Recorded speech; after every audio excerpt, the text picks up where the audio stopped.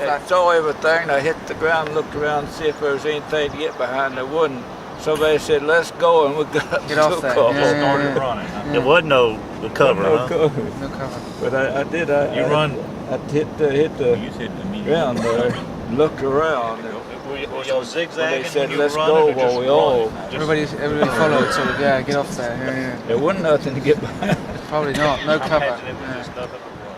There was another gun there, 37 millimeter, sort of a bit higher up above that. Yeah, there was another one there. Guy on that deck of that Navy, I don't know, it wasn't a huge gun he was firing. You know, kind of boom, boom, boom. Right. He was throwing right into it. You could see it, Joe. We come in. Right. That bunker was knocked out by a half track. Okay, a half track from the anti-aircraft battalion that had a 37 millimeter cannon on it. It might have been that you saw. Did you see the shells coming from a ship? Oh yeah. Yes. Okay. So it was Frankfurt. We were right by the ship. Okay. And the only reason, I don't know, just what kind of boat it was, you know. But I know our landing craft we were with, and I guess 100 foot of it as we came in. Right. And then later on, I read about this destroyer. It was 1,000 yards off the beach, and it all as far right over there. That's why I put two and two together there. Right. Okay. So it got out of the water, but actually there was bodies floating there, just in the waves, just hitting the beach, you know. And that's where I first hit the dirt at. And then we got up and went across the beach. So these shingles were further up.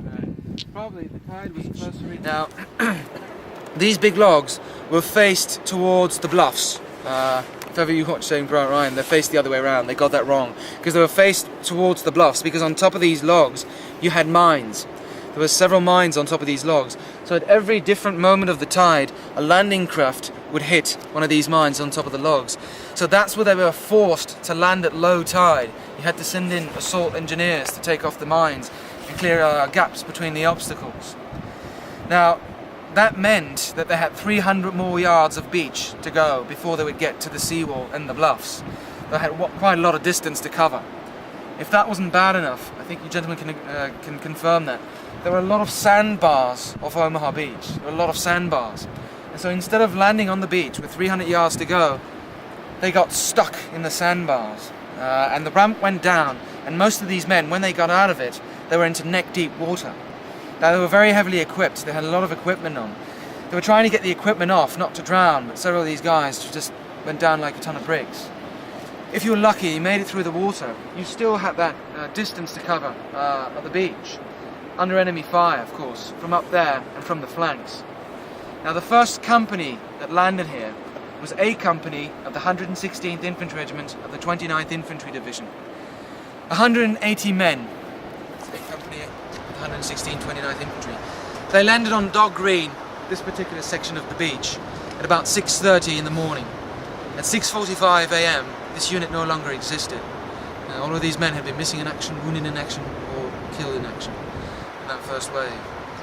Often, the men that were wounded in action, they died because nobody would be able to attend to their wounds, and also the tide was coming in. A lot of these men became missing in action because they were dragged back out into the ocean. Most of these men were from smaller communities from Virginia, Maryland. 19 of them from Bedford, Virginia, Bedford boys. 14 other Bedford boys died during the campaign, so 33 in all.